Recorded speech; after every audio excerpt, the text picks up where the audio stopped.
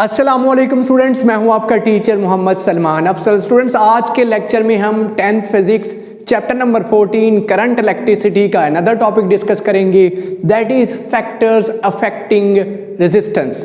पहले तो हम जान लें रेजिस्टेंस क्या है। हमने प्रीवियस लेक्चर के अंदर ओहम्स लॉ के अंदर डिटेल से वैसे जाना था रेजिस्टेंस क्या है, लेकिन फिर से क्योंकि ये सारी डिटेल रेजिस्टेंस के मुतालिक है, फैक्टर्स जो रेजिस्टेंस को अफेक्ट करते हैं उन्हें हमने डिटेल से जानना है, इसलिए पहले रेजिस्टेंस का पता होना बहुत ज़रूरी है।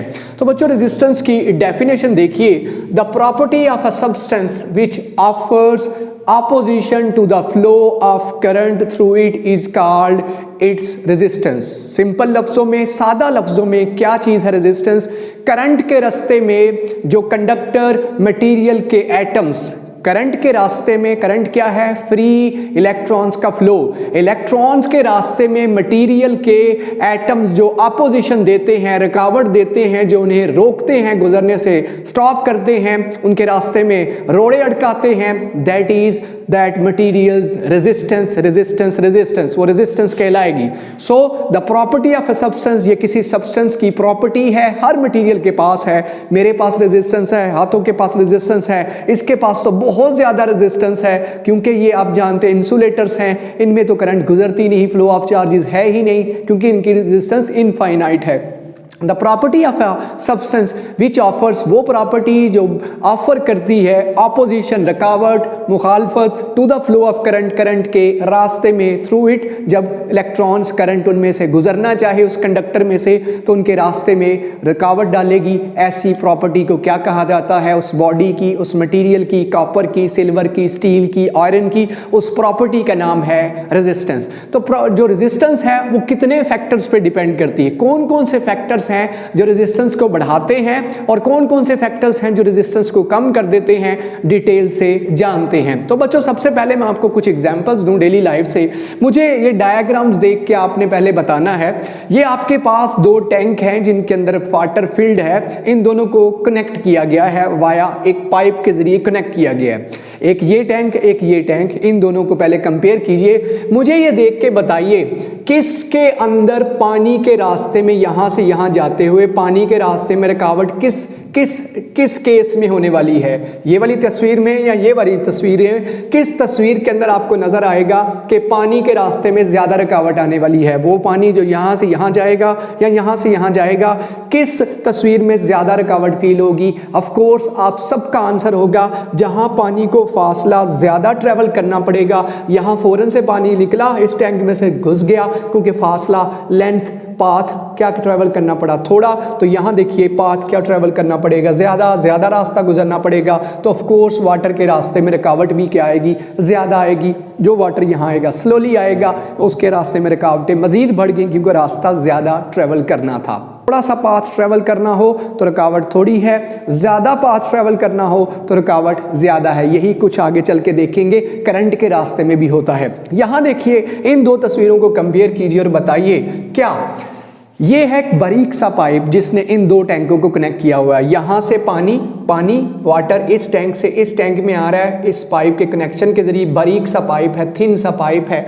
अब आप देखिए पानी, आप जानते हैं यहाँ बहुत धीमे धीमे से स्लो आएगा, क्योंकि पाइप जिससे इन दोनों को कनेक्ट किया बहुत बारीक है। यहाँ देखें तो यहाँ पाइप का डायामीटर क्या है? बहुत ज्यादा मोटा पाइप लगा के कनेक्ट किया है। फौरन से पहले पानी यहाँ आपको बर्क रफ्तारी से बहुत ज्यादा मिकदार में पानी इस तरफ आता दिखाई देगा। इसका मतलब पानी की जो मोशन है एक टैंक से दूसरे टैंक की तरफ, वो दो फैक्टर्स पे डिपेंड कर रही है। एक, उनके दरमियान जो कनेक्टेड पाइप है उसकी लेंथ, जबकि दूसरी चीज पानी की एक टैंक से दूसरे टैंक की तरफ मोशन, दूसरी कौन सी चीज पर डिपेंड कर रही है? इनके रास्ते में आने वाली रुकावट। पानी के रास्ते में आने वाली रुकावट की बात कर रहा हूं, पानी के रास्ते में आने वाली रुकावट की बात कर रहा हूं। वो रुकावट एक, दोनों के दरमियान, दोनों टैंकों के दरमियान मौजूद पाइप की लेंथ पे डिपेंड कर रही है पानी के रास्ते में रुकावट, और दूसरी जो जिस तरीके से दोनों टैंकों को कनेक्ट किया गया है वो पाइप बारीक है या मोटा है, तो इसका मतलब आप फौरन से पहले आंसर करेंगे यहाँ पानी के रास्ते में रुकावट बहुत थोड़ी आएगी, क्योंकि पाइप का डायमीटर बहुत ज़्यादा है, चौड़ा पाइप है, बड़ी तेज़ी से निकलेगी। यहाँ बारीक है, पानी रुक रुक के आएगा, स्लो होगा, इसका मतलब यहाँ वाटर के रास्ते में रेजिस्टेंस ज़्यादा, यहाँ थोड़ी, यहाँ रेजिस्टेंस थोड़ी, यहाँ रेजिस्टेंस ज़्यादा। इसी दो एग्जाम्पल्स को अप्लाई करते हैं करंट के ऊपर। जब करंट किसी सेल में से, बैटरी में से चार्जेस का फ्लो होता है तो हम जानते हैं उसे, अगर पॉजिटिव चार्जेस का कहेंगे तो उसे कन्वेंशनल करंट कहा जाता है। चार्जेस का फ्लो पॉजिटिव टर्मिनल से नेगेटिव टर्मिनल की तरफ, इस करंट को कहते हैं कन्वेंशनल करंट। अगर आप गौर करें, क्या गौर करें जी, यहाँ मैंने सेल को बल्ब चलाने के लिए छोटी एलईडी लाइट, 1.5 वोल्ट का जो सेल आप डालते हैं किसके अंदर, अपने रिमोट के अंदर, खिलौनों के अंदर, छोटा सा सेल,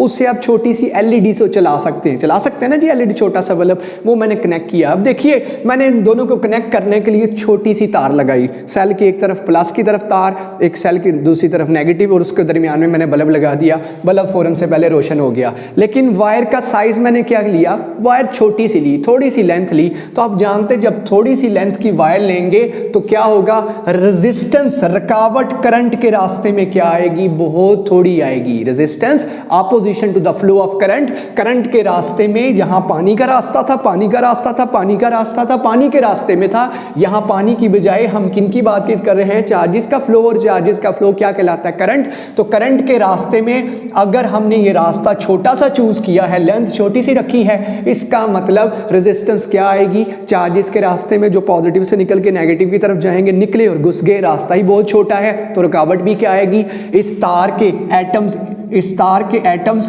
इसमें से निकलने वाले चार्जेस के रास्ते में रुकावट क्या देंगे, थोड़ी देंगे, क्योंकि इन चार्जेस को, इलेक्ट्रॉन्स को या पॉजिटिव चार्जेस को जो सेल में से निकले हैं उन्हें रास्ता ही क्या ट्रेवल करना पड़ा, थोड़ा सा। इसका मतलब यहां से ये रिजल्ट निकला, जितनी ज्यादा लेंथ ट्रैवल करनी पड़ेगी, जितना ज़्यादा फासला ट्रैवल करना पड़ेगा, उतनी ज़्यादा अपोजिशन होगी, उतनी ज़्यादा चार्जेस के रास्ते में रुकावट होगी, करंट के रास्ते में रुकावट होगी। मूविंग चार्जेस करंट कहा जाता है।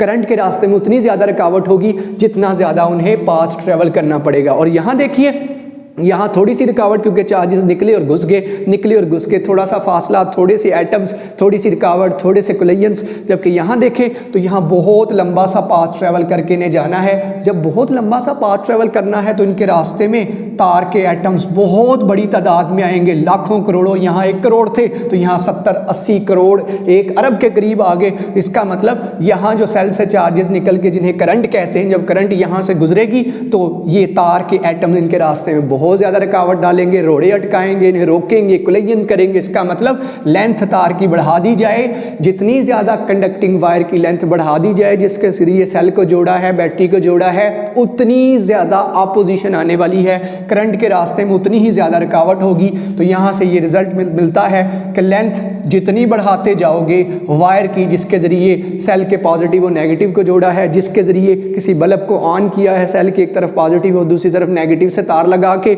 जितनी लेंथ उसकी बढ़ाते जाओगे, लंबी तार के साथ अगर एक बल्ब ऑन करने की कोशिश करोगे, क्योंकि सेल के पॉजिटिव और नेगेटिव से कनेक्ट किया गया है, तो क्या होगा, करंट वहाँ पहुँचते उस तार में से गुजरते तार के एटमों के साथ कोलिजन कर करके उसकी एनर्जी ज़ाया हो जाएगी, एनर्जी ज़्यादा ज़ाया होगी, क्योंकि रेजिस्टेंस क्या हो जाएगी, ज़्यादा।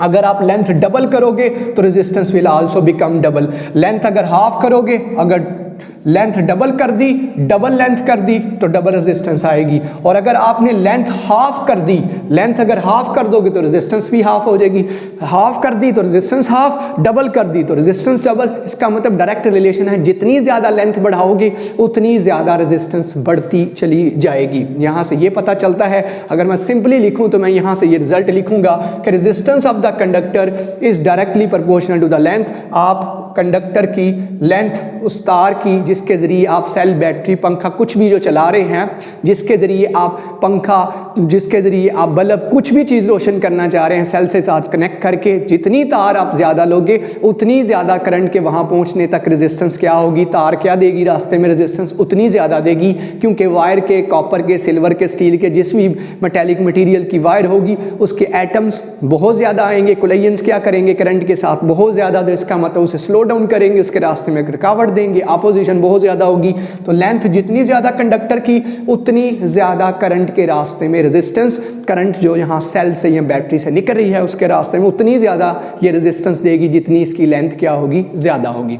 अब यहाँ दूसरा फैक्टर क्या है, क्रॉस सेक्शनल एरिया। यहाँ जैसे मिसाल दी थी, अब बताइए यहाँ से यहाँ पाइप आते हुए बारीक पाइप है तो रुकावट क्या है पानी के रास्ते में, ज़्यादा, और चौड़ा पाइप है तो पानी के रास्ते में रुकावट क्या है, थोड़ी। तो यहाँ भी देखिए अगर सेल के पॉजिटिव और नेगेटिव को जोड़ा गया है बारीक सी तार के साथ, थिन वायर के साथ, थिन वायर के अंदर क्या होगा, इलेक्ट्रॉन को गुजरने के लिए रास्ता बहुत थोड़ा मिलेगा, क्योंकि बारीक सा रास्ता है, तंग सा रोड हो तो वहाँ क्या गाड़ी गुजारना आसान है, गाड़ी के रास्ते में बहुत ज़्यादा रुकावट आएगी, 2 मोटरसाइकिलें 2 गाड़ियाँ आगे तो जनाब ट्रैफिक जैम। बिल्कुल ऐसे ही बारीक सी वायर से गुजरते हुए एटम्स जो हैं उनके रास्ते में एटम, इलेक्ट्रॉन जो गुजरना चाह रहे हैं, पॉजिटिव चार्जेस जो करंट गुजरना चाह रही है उनके रास्ते में बहुत ज़्यादा एटम्स आएंगे, जिसकी वजह से रास्ता बहुत तंग है, बारीक है, थिन वायर है, पतली सी वायर है, तो ऑपोजिशन क्या होगी, बहुत ज़्यादा। तो इसका मतलब resistance is inversely proportional to the cross sectional area. Cross sectional area कहते हैं जितनी बारीक,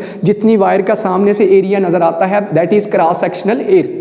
अगर आप देख सकें तो इस मार्कर का एरिया जो सामने से आपको नजर आ रहा है that is cross sectional area. जितना क्रॉस सेक्शनल एरिया बारीक होगा उतना चार्जेस को, करंट को गुजरने में मुश्किल होगी, कोई रास्ता तंग होगा, एटम सीधा ही आमने सामने आ जाएंगे, एटम रास्ते में होंगे तो कैसे गुजर सके, ड्रिफ्ट वेलोसिटी के साथ उन्होंने गुजरना होता है तो रास्ते में रुकावटें ज़्यादा होंगी, अपोजिशन ज़्यादा होगी।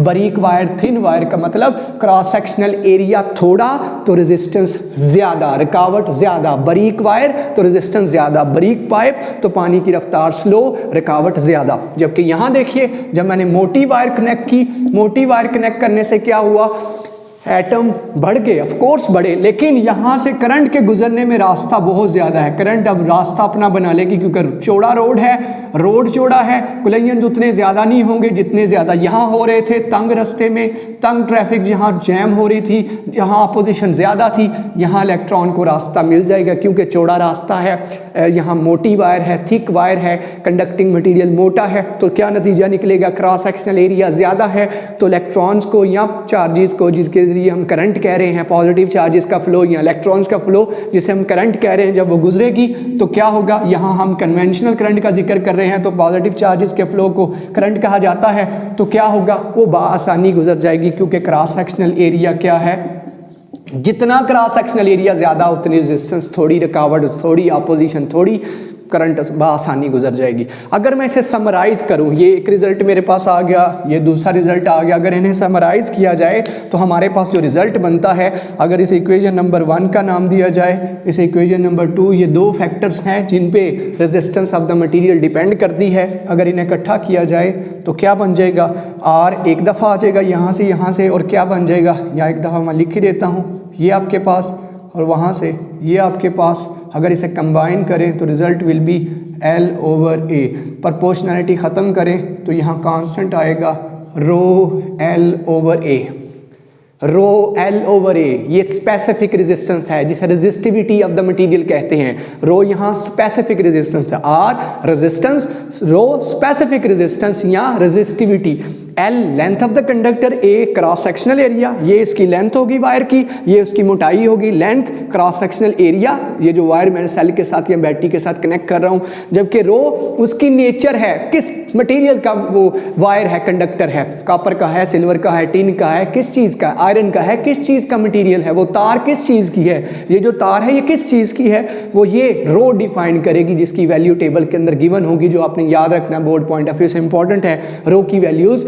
अच्छा, अब रो की वैल्यू, रो का यूनिट सारा कुछ जानते हैं, आर का यूनिट तो आप जानते हो, ओहम है, ओहम है, ओहम है, जो किसने दिया था, वोल्ट पर एम्पेयर किसने दिया था, जॉर्ज ओहम ने दिया था, तो वहीं से हमें पता है इसका यूनिट ओहम है। अच्छा, अब आगे चल के देखिए, अगर मैं आपसे कहूँ कि L और A की वैल्यू, अगर आपके पास जो कंडक्टर है, अगर जो कंडक्टर है उसकी लेंथ कितनी हो, अगर कंडक्टर की length 1 metre, cross sectional area 1 metre square, अगर लेंथ 1 मीटर और cross sectional area 1 metre square, 1 metre square इतना खासा होता है, तो क्या नतीजा निकलेगा, ये वैल्यूज पुट करिए तो क्या होगा, R इज इक्वल रो 1/1, क्या नतीजा निकलेगा, R इज इक्वल टू रो आ जाएगा। इसका मतलब जब आपके पास कंडक्टर 1 मीटर का हो, उसकी लेंथ 1 मीटर और cross sectional area 1 metre square हो, तो रो और R की वैल्यूज बराबर हो जाती हैं। इस वक्त जो रेजिस्टेंस है दैट इज स्पेसिफिक रेजिस्टेंस,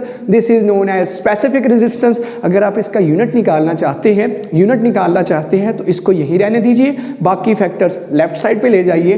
तो यूनिट निकालने लगा हूँ अब मैं, तो बताइए क्या बनेगा यूनिट, या यहाँ करता हूँ, बताइए ज़रा, रो उधर ही रह जाएगा, ये फैक्टर इधर आके मल्टीप्लाई, तो क्या बन गया, ऊपर रहने दो इसे, R A rho L, rho is equal to R A over L, और rho is equal to R A over L। जी वैल्यू पुट करिए, R का यूनिट ओहम, इस तरह का ओमेगा, A का यूनिट मीटर स्क्वायर, लेंथ का unit metre, कटा तो आंसर क्या आ गया, रो का यूनिट क्या आ गया, ओहम मीटर। ओहम मीटर्स के अंदर होती है rho, specific resistance of the material, या रेजिस्टिविटी भी इसे कहते हैं, और वो ये बताती है कि किस मटेरियल का वो आपके पास कंडक्टर है, आयरन है, कॉपर है, सिल्वर है, क्योंकि हर मटेरियल की स्पेसिफिक रेजिस्टेंस डिफरेंट है।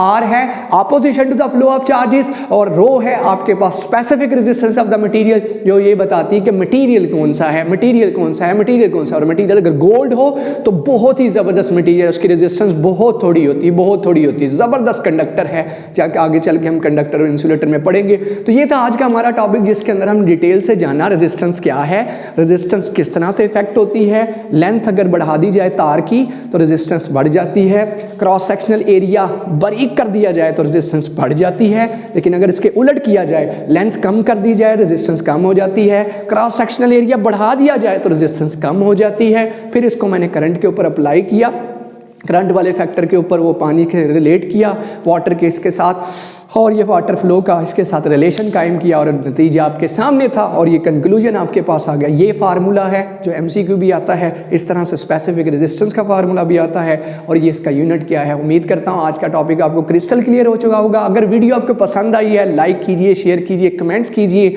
और चैनल को सब्सक्राइब कीजिए। मुझे दीजिए इजाज़त, इंशाल्लाह हाजिर होंगे नई वीडियो के साथ, जिसमें हम डिस्कस करेंगे कंडक्टर्स एंड इंसुलेटर्स। अल्लाह हाफिज़।